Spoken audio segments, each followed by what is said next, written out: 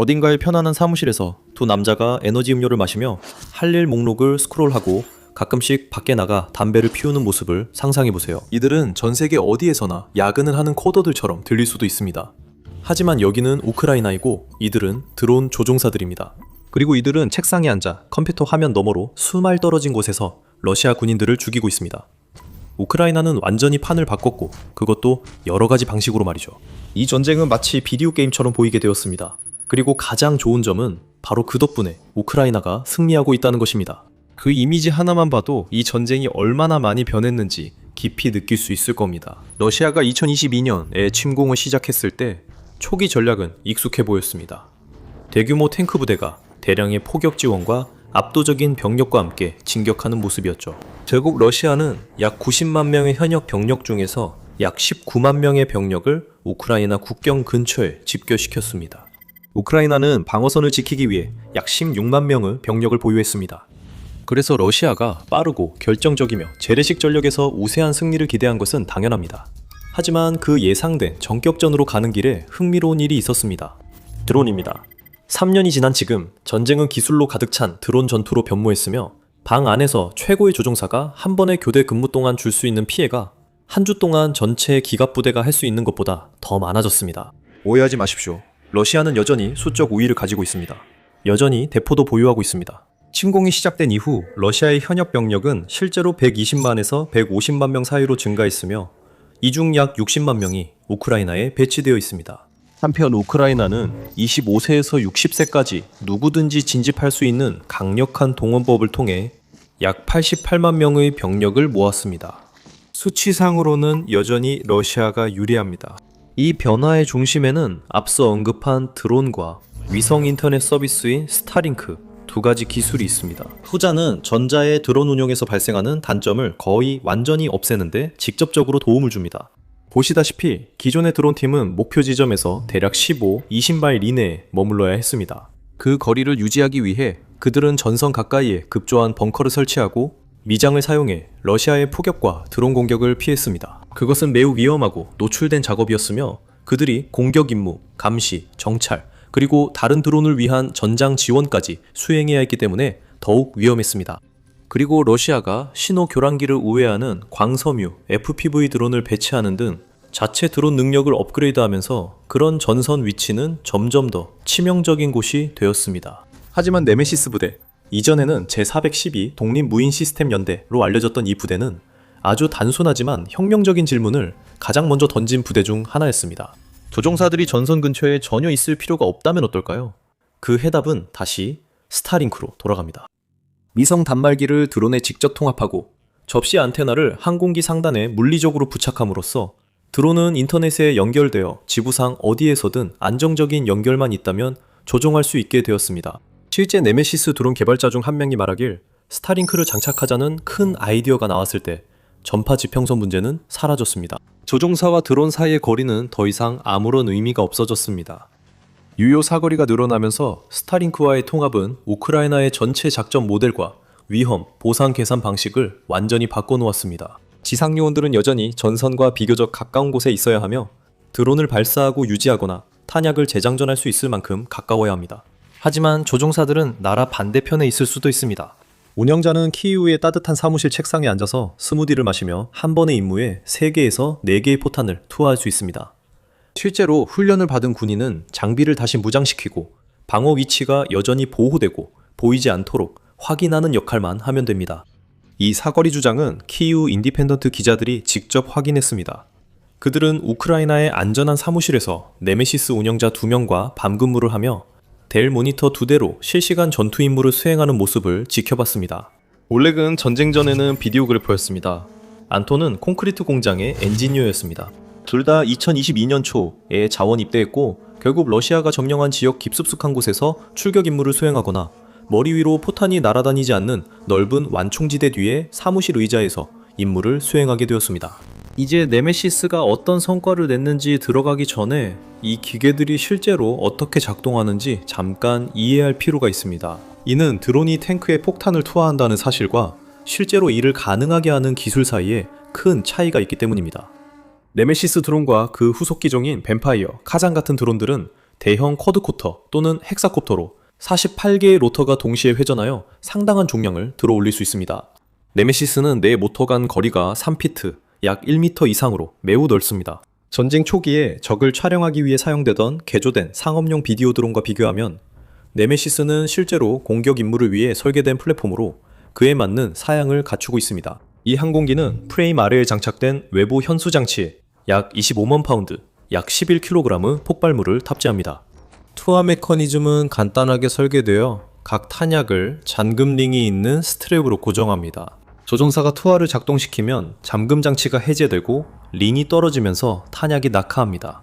실제 탄약은 강화 표적에는 2개의 대형 폭발물로, 경장갑 차량이나 인원에는 최대 8개의 소형 폭탄으로 분할할 수 있습니다. 일부 구성에서는 대전차 지뢰도 탑재할 수 있어 드론이 원격으로 도로나 차량 이동 경로에 폭발물을 설치한 뒤 기지로 복귀할 수 있습니다. 만약 상황이 급박해진다면 그 대전차 지뢰는 여전히 뛰어난 공중투하 폭발물로 사용할 수 있습니다. 최근 몇 년간 러시아가 점점 더 많이 사용하는 구형 전차를 완전히 파괴할 수 있기 때문입니다. 드론의 속도도 놀라운데 탑재 중량에 따라 최고 시속 40, 50마일, 약 64, 80km까지 낼 수 있습니다. 짐작하셨겠지만 더 무거운 적재물은 속도, 사거리, 기동성이 모두 감소한다는 뜻입니다. 즉 작전 관리에서는 치명적인 공격력과 빠른 속도 사이에서 균형을 맞춰야 합니다. 드론의 항법 자체는 GPS와 위성 연결 시스템의 조합으로 이루어지며 앞서 언급한 스타링크 통합이 통신의 중추 역할을 합니다. 이들은 고대 여폭 COFDM 무선 링크를 사용하여 이동식 스타링크 지상국이나 근처 고고도에서 비행하는 또 다른 드론, 일종의 모선 드론에 연결합니다. 하지만 조종사의 장비에서 가장 중요한 도구는 열화상 카메라입니다. 대부분의 임무는 밤에 수행되며 열화상 촬영이 어두운 곳에서 차가운 배경 위로 열 신호가 뚜렷하게 보여 더 효과적입니다. 조종사는 기본적으로 흑백 열화상 영상으로 전장을 관찰합니다. 따뜻한 엔진이나 사람은 밝은 흰색 형태로 보이고 차가운 들판은 회색으로 보입니다. 그런 다음 장갑차나 지휘소 혹은 은폐된 채 숨어있는 병사 집단을 식별하려면 자신이 보고 있는 것을 해석하고 신속하게 대응할 수 있는 훈련된 눈이 필요합니다. 이로 인해 조종사 훈련이 매우 집중적으로 진행됩니다. 우크라이나 국방부는 해당 플랫폼 운영에 필요한 사항을 명확히 밝혔습니다. 훈련생들은 열화상 및 야간 투시경을 사용하여 집중적인 훈련을 실시하며 실제 전장 환경에서 위장된 표적과 은폐된 위치를 식별하는 훈련을 받습니다. 그리고 지상 요원들은 첫날부터 폭발물 취급 훈련을 받아야 합니다. 왜냐하면 그들은 항상 실제 탄약을 소형 항공기에 장착해야 하고 이 항공기는 지상을 떠나는 순간까지 안전하게 다뤄져야 하기 때문입니다. 군인들이 지상 요원으로 자연스럽게 어울리는 반면 우크라이나는 조종사 측면에서 놀라운 인재풀을 발굴하는 데 성공했습니다. 게이머들입니다.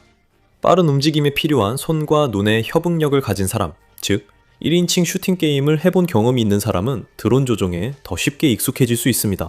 드론을 조종하는 데 필요한 촉과 피드백이 우크라이나와 러시아 모두에서 드론 조종 장치로 콘솔, 컨트롤러를 주로 사용하는 것으로 이어진 것도 놀라운 일이 아닙니다.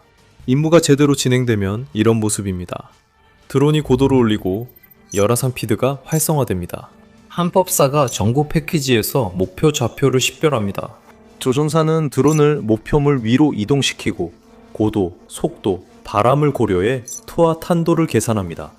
그리고 실제 공격은 정확한 순간에 탄약의 트리거 중 하나를 해제하는 것뿐입니다. 폭발물이 떨어지고 드론은 멀리 날아가며 그 드론이나 다른 드론이 피드에서 명중 여부를 확인한 후 다음 임무를 위해 재설정하러 이동합니다. 발사부터 명중 확인까지 모든 과정이 1시간 내에 가능합니다. 조종사들은 수백 마일 떨어진 안전한 사무실에서 밤새 임무를 수행하며 여러 번의 지상 요원 교대가 있더라도 전선 근처에 가지 않고 반복적으로 이런 일이 가능합니다. 이것이 이 전쟁의 새로운 리듬입니다. 함호 돌파도 아니고 전차 부대도 아닙니다. 밤 근무 시간에 임무들이 화면으로 전달되고 조이스틱 조종사가 실행하며 적의 폭격에 노출될 위험도 없는 그런 전쟁입니다. 그런 능력이 가진 의미는 단 한 번의 인상적인 임무를 훨씬 뛰어넘습니다. 그것이 러시아의 핵심 전략적 이점에 어떤 영향을 미치는지 생각해 보십시오. 지난 3년간 모스크바는 인명희생을 주저하지 않는 태도를 가장 효과적인 도구로 활용했습니다. 러시아는 인해전술식 돌격을 감행해왔습니다. 이는 대규모 보병 돌격으로 우크라이나의 방어진지를 숫자의 힘으로 압도하려는 전략으로 엄청난 사상자를 감수하면서 조금씩 전진하는 방식입니다. 이 전략은 러시아가 충분한 인구를 가져 효과적이지만 우크라이나는 그렇지 않습니다. 러시아의 전술과 그들이 왜 실패하고 있는지 더 알고 싶으시다면 꼭 더 밀리터리 쇼를 구독해주세요. 저희는 그 주제의 영상을 수십 편 보유하고 있으며 모두 러시아 경제와 정치가 원인임을 입증하는 통계와 주요 이유를 담고 있습니다. 다시 우크라이나 이야기로 돌아가면 우크라이나가 원격 조종 드론 함대를 전면 운용하면 러시아의 주요 강압수단을 완전히 제거할 수 있습니다. 드론 부대를 포격으로 소모시킬 수 없고 사거리 밖 조종사도 위협할 수 없습니다. 인명피해 계산도 근본적으로 달라집니다. 412 네메시스 연대는 이미 대규모로 이것을 입증했습니다. 이 부대는 2023년 12월에 공식적으로 창설되어 특정 임무를 부여받았습니다. 러시아 방공 시스템을 파괴하고 보급로를 교란하며 포병 전력을 무력화하는 것입니다. 이 임무의 핵심은 깊숙이 침투해 고가치 표적을 제거하는 것이었으며 러시아의 방어선 뒤편까지 침투해 러시아가 안전하다고 생각했던 목표물을 타격해야 했습니다. 2025년 초까지 이 부대는 1만 회가 넘는 전투 출격을 수행했습니다. 그 임무들로 1000개 이상의 목표물이 파괴된 것이 확인되었습니다. 또한 5,500개 이상의 목표물에 피해를 주고 드론으로 2,000개 넘는 지뢰를 원격 설치했습니다. 2025년 1월 한 달 동안만 이 연대는 100개가 넘는 장비를 파괴했다고 주장했습니다. 더 넓게 보면 이 부대는 첫 만회의 출격 동안 1000건이 넘는 목표 파괴를 확인했다고 보고했으며 이는 시간이 지남에 따라 작전의 규모와 일관성을 보여줍니다. 포병 전력이 이 연대의 주된 표적이었습니다. 숫자가 이를 보여줍니다. 2024년 초부터 412 네메시스 연대는 러시아 곡사포와 대포 2,500문을 타격했습니다. 그것은 러시아의 주요 간접 사격 능력, 그리고 지난 3년간 우크라이나 방어진지를 괴롭혀온 바로 그 무기 체계를 상대로 한 끈질기고 체계적인 작전입니다. 하지만 가장 큰 주목을 받은 건 러시아 방공망 타격이었습니다. 이 시스템은 우크라이나 항공기와 미사일로부터 병력을 보호하는 데 쓰입니다. 2025년 8월 한 달 동안에만 네메시스는 토르 대공 미사일 시스템 2대, 부크 발사대 1대와 그 레이더를 파괴했습니다. 그 한 달간의 작전으로 추정되는 러시아의 손실액은 8천만에서 9천만 달러에 달합니다. 그리고 그 연대는 러시아 위협을 완전히 없애기 위한 새로운 방법을 계속 고안했습니다. 2025년 초 네메시스는 실험적인 1만 달러짜리 요격 드론을 사용해 러시아의 샤이드와 게르베라 공격 드론 60대를 격추시켰습니다. 이것은 기본적으로 드론이 드론을 사냥하는 것으로 그 과정에서 인간의 생명이 위험에 처하지 않습니다. 참고로 샤이드 드론 한 대의 가격은 약 15만 달러입니다. 그 교환의 경제성은 거의 터무니없을 정도입니다. 2년도 채 되지 않아 이 부대는 대대에서 여단으로 성장했으며 점령지에서 러시아 방공 시스템에 대한 모든 확인된 공격의 약 20%를 차지했고 약 30억 달러에 달하는 적 장비를 파괴했습니다. 그리고 또 다른 측면이 있는데 이것은 우크라이나가 조용히 병행해서 구축해온 어떤 것과 연결됩니다. 전체 드론 생태계가 경쟁 게임처럼 작동하게 만드는 시스템입니다. 우크라이나 디지털 전환부는 드론 군대 보너스 프로그램이라고 부르는 것을 시작했는데 이것은 전장에서 확인된 전과에 따라 점수를 부여하는 포인트 기반 인센티브 시스템입니다. 적병사를 격파하면 6점 탱크를 손상시키면 20점, 파괴하는 40점, 그리고 구경에 따라 이동식 로켓 시스템을 파괴하면 최대 50점을 받을 수 있습니다. 이 점수들은 600마일을 달하는 전선에서 우크라이나 지도부가 그 순간 가장 시급한 위협이라고 판단하는 것에 따라 계속해서 조정되고 있습니다. 이렇게 모은 점수는 새로운 장비나 탄약 보충을 주문하거나 심지어 더 많은 드론 조종사 훈련을 지원하는 데 사용됩니다. 점수를 통해 각 드론 부대는 현장에서 가장 흔한 표적과 러시아의 대응 방식, 그리고 자신의 전술이 어떻게 맞서는지 실시간으로 알 수 있습니다. 그리고 그 결과는 놀라울 수 있습니다. 미하일로 페도로프 우크라이나 디지털 전환부 장관이 직접 설명했듯이 보병 제거 시 획득하는 점수를 2점에서 6점으로 올렸더니 한 달 만에 파괴된 적군의 수가 2배로 늘었습니다. 스프레드시트 숫자 하나만 조정해도 우크라이나는 보병 제거율을 2배로 높일 수 있었습니다. 새로운 장비도, 새로운 전술도, 새로운 명령도 없이 단지 보상체계만 바꾼 것입니다. 이 포인트는 우크라이나가 구축한 브레이브원이라는 디지털 마켓플레이스 시스템에서 직접 사용됩니다. 관계자들은 이를 군사용 아마존이라고 설명했습니다. 마자르 버즈 등 최상위 분대는 16,000점이 넘는 포인트를 모았다고 합니다. 이는 수백 대의 FPV 드론과 수십 대의 대형 폭격 드론을 구매할 수 있는 양이며 조종사들이 자신들이 맡은 구역에서 효과적인 장비를 직접 선택했습니다. 이것이 스타링크 기반 원격 전쟁 모델과 관련이 있는 이유는 포인트 자체뿐 아니라 이 시스템이 드러내고 보상하는 것 때문입니다. 왜냐하면 모든 확인된 격파는 포인트를 받기 위해 영상 증거가 필요하기 때문입니다.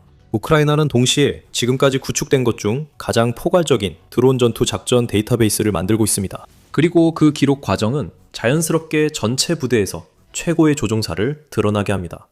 실력은 측정 가능해지고 재능은 눈에 띄게 됩니다. 그리고 재능 있는 조종사들, 즉 새벽 2시에 점령지 상공을 열화상 장비를 단 폭격 드론으로 비행하면서 첫 번째나 두 번째 시도에 지하실 출입문을 꾸준히 명중시키는 이들입니다. 이들은 식별되고 육성되며 더 나은 장비를 제공받을 수 있습니다.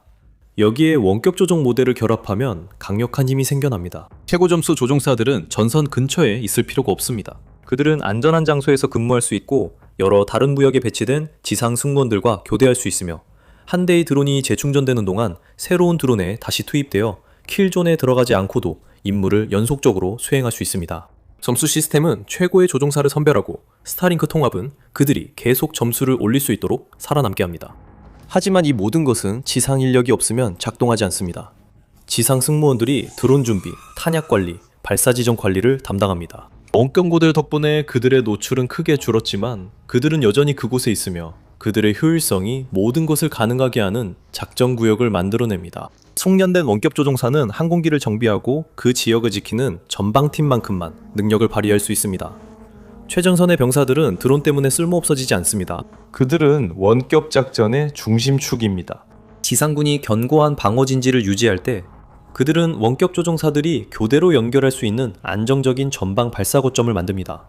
이러한 거점이 더 앞으로 나아가거나 지상군이 원래는 분쟁이 일어날 수 있는 영토를 확보하게 되면 원격 드론 작전의 범위도 그에 따라 확장됩니다. 이것은 전통적인 병사들의 전투와 원격 타격 능력 사이의 피드백 루프입니다. 각각이 서로를 증폭시킵니다. 우크라이나가 구축한 것 중 개념적으로 완전히 새로운 것은 없습니다. 살상 행위를 하는 사람들을 안전하게 그리고 목표로부터 멀리 떨어뜨려 놓는다는 개념은 원거리 타격전만큼이나 오래된 것입니다. 폭격기는 제1차 세계대전 때부터 고도에서 목표물을 타격해왔습니다. 포병은 그 이전부터 그렇게 해왔죠.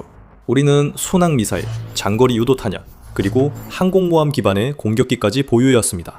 원리는 똑같습니다. 자신의 병력을 직접적인 보복 위험에 노출시키지 않고 목표물에 폭발물을 가하는 것이죠. 여기서 진정으로 새로운 점은 규모, 비용, 그리고 개량 속도입니다.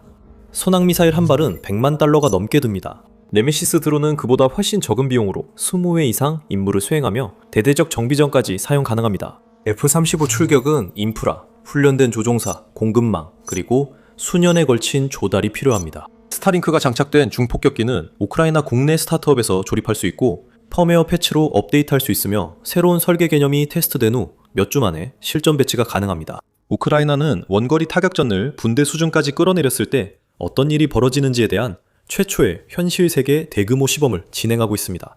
또한 우크라이나는 상용 하드웨어와 앱 기반 게임화 인센티브, 임기응변식 통합을 통해 이를 실현하고 있습니다. 그 결과는 전 세계의 모든 주요 군대에서 연구되고 있습니다. 2022년 이전에는 거의 존재하지도 않았던 작업장에서 한 달에 20만 대의 드론을 생산하는 나라가 효과적인 타격 범위를 3배로 늘릴 수 있다면 러시아 기갑 전력이 전선 90마일 안에서 안전한 집결지를 확보하지 못하게 하고 디지털 마켓플레이스로 최고의 운용 인력을 식별, 보상할 수 있다면 충분한 자원을 갖춘 나토군이 무엇을 할 수 있을지 상상해 보십시오. 위성 영상과 FPV, 장거리 드론의 조합으로 제공되는 위성 영상과 FPV, 장거리 드론의 조합이 하루 종일 유지하는 상시 감시망에 접근할 수 있고 전선에서 수백 마일 떨어진 곳에 배치된 전체 승무원들을 상상해 보십시오. 그들은 호출 차량을 배차하듯 수색 선멸 임무를 수행할 수 있을 것입니다. 하지만 지금으로서는 우크라이나가 이 미래의 초안 같은 현실을 먼저 겪고 있습니다. 시골 어딘가의 멋진 사무실에서 몇몇 남자들이 델 모니터 2대 앞에 앉아 러시아 병사들을 저격하며 최고 점수를 노리고 있습니다. 게임의 판도가 바뀌었습니다. 우크라이나는 그 사실을 일찍 깨달았습니다. 그리고 전 세계가 주목하고 있고 실제로도 그렇듯이 전쟁이 치러지는 방식은 결코 예전으로 돌아가지 않을 것입니다. 하지만 제대로 된 산업도 없는 우크라이나가 어떻게 이런 일을 해냈는지 더 알고 싶다면 그 답은 순수한 혁신과 절박한 필요성에 있습니다. 더 알고 싶다면 이 영상을 확인하세요. 또는 우크라이나 전쟁이나 세계 지정학의 최신 소식을 계속 받아보고 싶다면 매일 영상을 올리는 더 밀리터리 쇼를 구독하세요.